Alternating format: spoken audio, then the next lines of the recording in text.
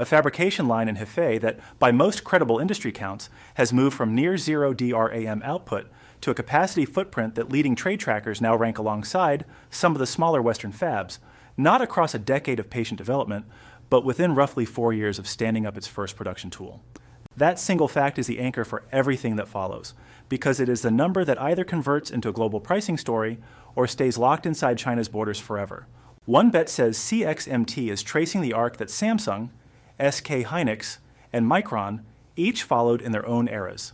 Absorb the losses, scale the wafers, and eventually force the incumbents into the kind of price negotiation they have historically reserved only for each other.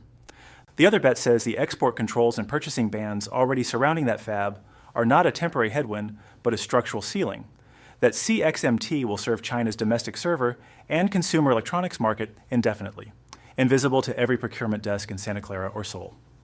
What follows is a pricing of those two positions against the evidence that has moved the line most recently. The two wagers are the fourth giant bet and the walled garden bet. The fourth giant bet holds that CXMT's cost curve reaches rough parity with incumbents on legacy and mid-generation nodes, captures enough of China's enormous domestic demand to fund further process development, and eventually collapses the cartel logic that the California antitrust litigation, filed by plaintiffs who argued the three incumbents' coordinated supply to hold prices above competitive levels, describes in detail.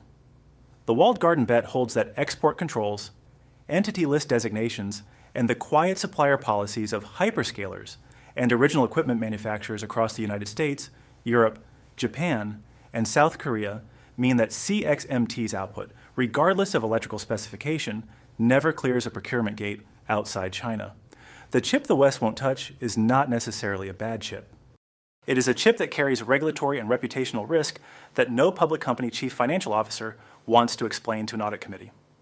On the walled garden bet, CXMT's growth is real, but self-limiting. Before the line can be priced, one structural fact about how CXMT arrived at its current process deserves weight, because it reshapes both bets. Denied reliable access to the most advanced extreme ultraviolet lithography systems, and cut off from several leading design software vendors, CXMT could not simply clone the incumbent process node by node.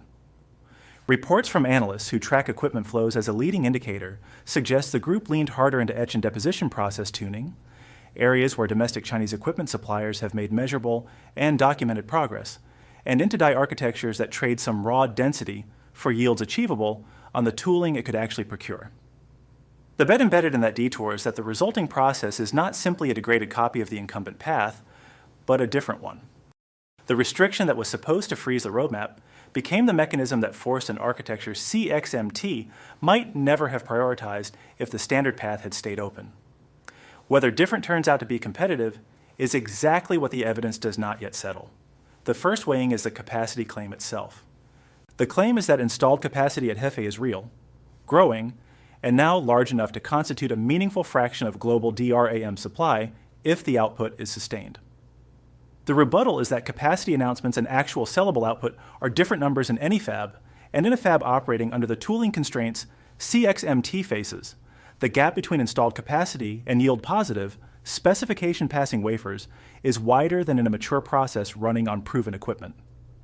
The evidence on this point comes from multiple trade publications that track equipment shipments as a leading indicator of fab activity. Those reports are consistent with CXMT's own stated expansion targets. The group's own claims, which have not been independently audited, put current monthly wafer output in a range that would be significant if sustained and if yield positive. No independent third-party yield audit has been published in the public record. The evidence confirms that equipment is being installed.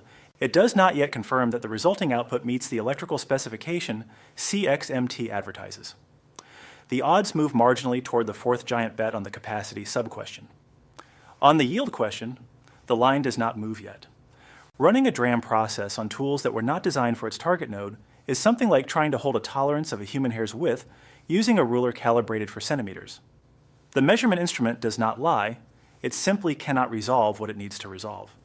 Every fabrication step that depends on a precision, the tool cannot deliver compounds the error forward into the next step. The question is whether process engineers can compensate in the steps the tool handles well enough to keep the cumulative drift inside the window the specification allows. CXMT's entire process architecture is a bet that they can, The skeptical read is that the compounding is invisible in capacity announcements and only surfaces when yield data does. The second weighing addresses the domestic demand argument, which is the strongest near-term support for the fourth giant bet's viability case and simultaneously the place where its long-term disruption thesis runs into a wall. The claim is that China's DRAM consumption for smartphones, server farms, and automotive electronics is by most credible estimates the single largest national demand pool in the world, and that CXMT does not need export access to stay solvent. This is almost certainly accurate. The rebuttal is that absorbing domestic demand is not the same as becoming a global swing supplier. A supplier that is invisible to Western procurement desks cannot exert pricing pressure on incumbents whose largest contracts are denominated in dollars and settled in Seoul, Tokyo, or Boise. The cartel disruption thesis at the core of Bet 1 requires global price pressure, not just domestic market share. A fab that feeds one enormous market efficiently, and only that market, cannot move the global spot price that governs the incumbent's margins. The odds move toward the walled garden bet on the specific sub-question of cartel disruption. The fourth giant bet's near-term viability case is unaffected. Its long-term disruption thesis weakens. The third weighing is where the favored bet takes a clean loss, and it is priced flat without recovery.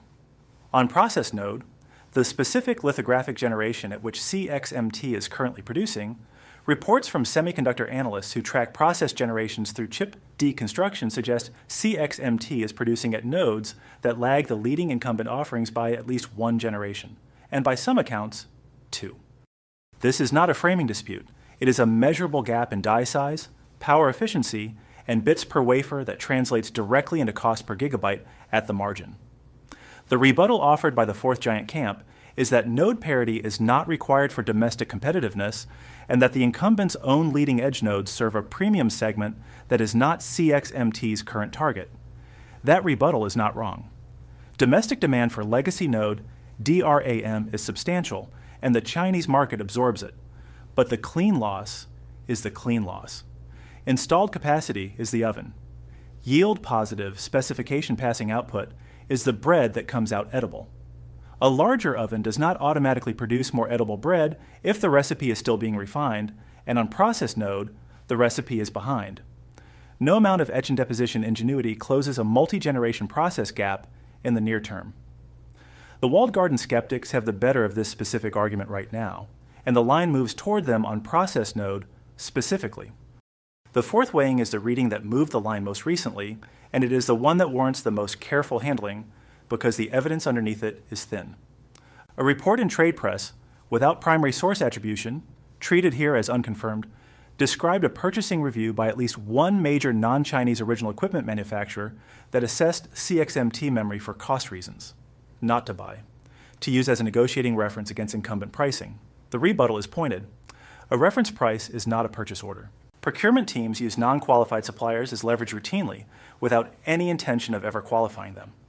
The incumbents know this game and can offer a temporary discount without ceding the contract. Both of those rebuttals are accurate. The evidence nonetheless shifts the line slightly toward the fourth giant bet because it signals that CXMT's price is now being quoted in rooms where it was previously not quotable. The move is small. A chip that can be quoted is closer to a chip that can be certified than a chip that is never quoted at all. The gap between quoted as reference and certified for volume shipment is still wide, but it shrank. At the decisive weighing, the line mover is not the capacity number and not the process node gap taken alone. It is the combination, a capacity that appears real, a process that is behind but different rather than simply degraded, and a price that is now circulating outside China even without purchase intent. The hedge against the fourth giant bet rests on 3 points that do not cancel each other out. First, the capacity and yield claims originate with CXMT and with trade reporters who do not have fab floor access. No independent yield audit exists in the public record. A fab that reports its own output without third-party confirmation is standard operating procedure in this industry, but it is also the condition under which the gap between announced and actual is hardest to price. Second, even if yield is exactly as reported, the process node gap means CXMT's cost per gigabyte on current nodes is almost certainly higher than the incumbent's cost on their leading edge production. A supplier that is more expensive per bit and invisible to Western procurement has a narrow path to the cartel disruption thesis, even if every other variable resolves favorably. Third, the regulatory environment is not static.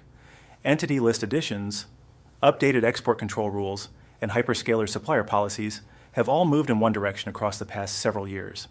And the bet on the fourth giant requires not just that CXMT's process improves, but that the regulatory perimeter does not tighten faster than the process improves.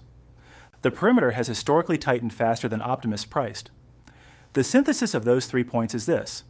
The evidence favors the fourth giant bet on viability and favors the walled garden bet on disruption, and those are separable claims. Conflating them is how the pricing goes wrong in both directions.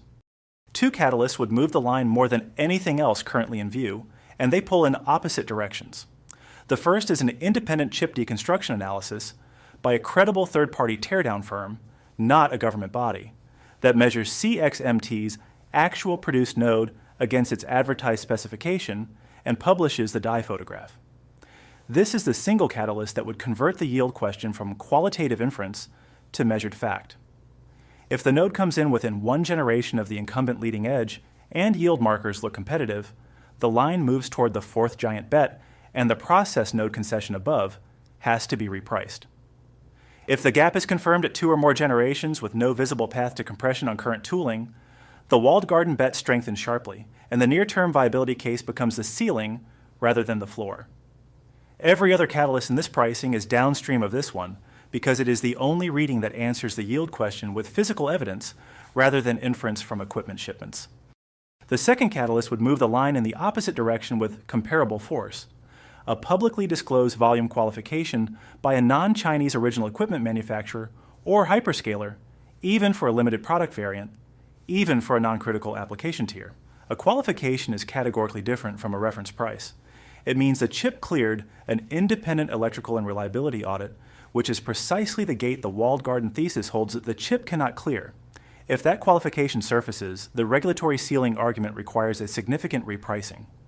The fourth giant bet would move into clearly favored territory on at least the near-term disruption sub-question.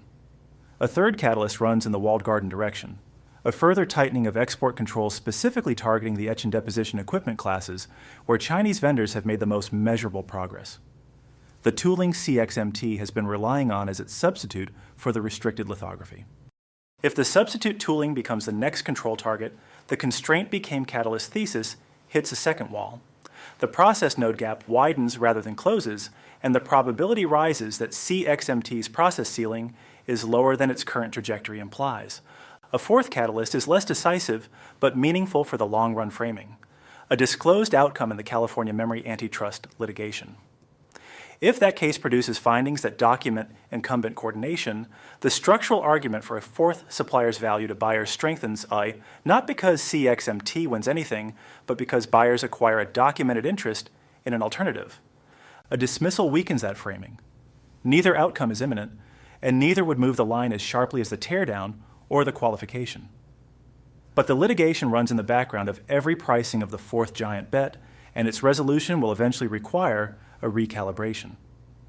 The evidence priced as of the most recent readings available favors the fourth giant bet on the narrow question of near-term viability. CXMT is a real fab-producing real DRAM that is being quoted in rooms it was not in 2 years ago. On the broader question of global market disruption, the specific thesis that a fourth supplier cracks incumbent pricing power in the global market, the walled garden bet holds the advantage, and the odds there sit below even. The tooling restrictions that were supposed to freeze CXMT's roadmap forced a process architecture its engineers might never have prioritized on the standard path. That is the real story of the Hefei fab, and it is also the reason the walled garden bet is not as safe as the regulatory calendar makes it appear. A different process is not a worse process by definition. Whether it is worse in the specific dimensions that matter to the specific customers who are not yet buying is the question the teardown catalyst will eventually answer. The capacity number that opened this pricing is still the right anchor because it is the number that has to convert from installed equipment to yield positive wafers to quoted price to certified shipment owing before the fourth giant bet pays. Each conversion is a gate. The line moved at the quoting gate. The certification gate has not opened. The odds on the fourth giant are longer than the bulls are pricing and shorter than the bears assumed 2 years ago, which means the only defensible position right now is to hold the line, watch which catalyst lands first, and reprice when the evidence actually changes. Which bet would you back with your own capital today, the fourth giant or the walled garden? And what single piece of evidence would it take to move you off that position? Drop your red in the comments. If this kind of odds-first analysis is what you come here for, subscribe. The next pricing is already in the queue.